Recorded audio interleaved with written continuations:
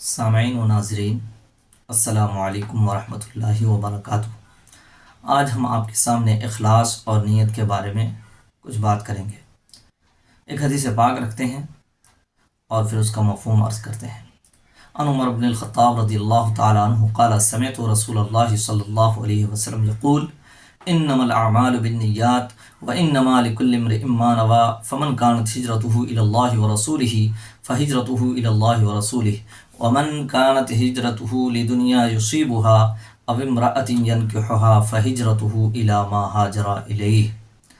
اس حدیث پاک کا مفہوم یہ ہے کہ امیر المومنین خلیفۃ المسلمین حضرت سیدنا عمر بن الخطاب رضی اللہ تعالیٰ عنہ بیان کرتے ہیں کہ میں نے رسول اکرم نور مجسم شفیع معظم صلی اللہ تعالیٰ علیہ وسلم کو ارشاد فرماتے سنا، بے شک اعمال کا دار و مدار نیتوں پر ہے، اور ہر شخص کے لیے وہی ہے جس کی اس نے نیت کی، پس جس کی ہجرت اللہ پاک اور اس کے رسول صلی اللہ علیہ وسلم کی طرف ہو تو ہجرت اللہ پاک اور اس کے رسول صلی اللہ علیہ وسلم ہی کی طرف ہے، اور جس کی ہجرت دنیا حاصل کرنے یا کسی عورت سے نکاح کرنے کے لیے ہو تو اس کی ہجرت اسی کی طرف ہے جس کی طرف اس نے ہجرت کی۔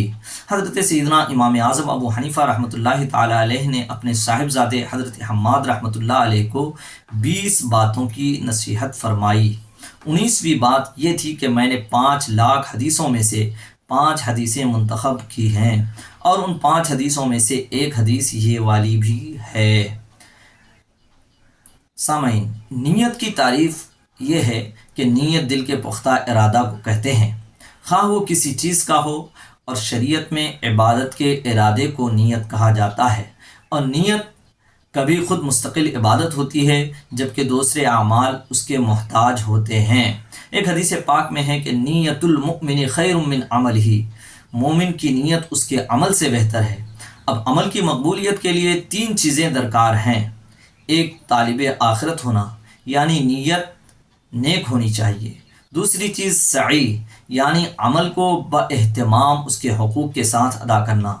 تیسری، ایمان، جو سب سے زیادہ ضروری ہے، اور ایمان کے بغیر تو کوئی عمل قبول ہی نہیں۔ امام غزالی رحمۃ اللہ علیہ فرماتے ہیں، نیت اعمال کا ستون ہے۔ اب ہجرت کا لفظ آیا۔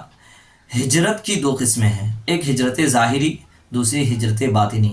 ہجرت ظاہری کہتے ہیں کہ بندہ اپنے ایمان کو بچانے کے لیے فتنے کے خوف سے ایک جگہ سے دوسری جگہ ہجرت کر جائے، یہ ہجرت ظاہری ہے۔ اور ہجرت باطنی یہ ہے کہ بندہ ہر برائی کو اللہ رب العزت کے خوف سے چھوڑ دے۔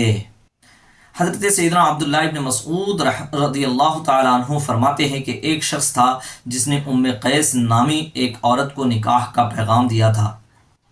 ام قیس نے کہا کہ جب تک تو مکہ سے مدینہ کی طرف ہجرت نہ کرے میں تجھ سے نکاح نہیں کروں گا۔ بالآخر اس بندے نے ہجرت کی اور اس سے نکاح کیا، اس لیے ہم اسے مہاجر ام قیس کہتے ہیں۔